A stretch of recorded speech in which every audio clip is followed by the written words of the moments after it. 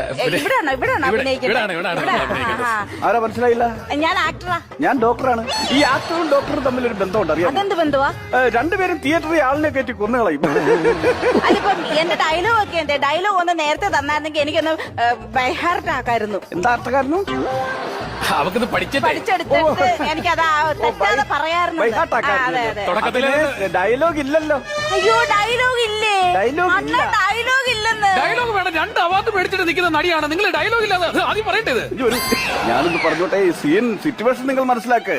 നിങ്ങൾക്കൊരു അവാർഡ് തരും, അതൊക്കെ ഞങ്ങൾ അറേഞ്ച് ചെയ്യാം. പക്ഷെ എന്തറിയോ, ഈ സീൻ എന്ന് പറയുന്നത് ഒരു ശവമായിട്ട് അഭിനയിച്ചാൽ മതി.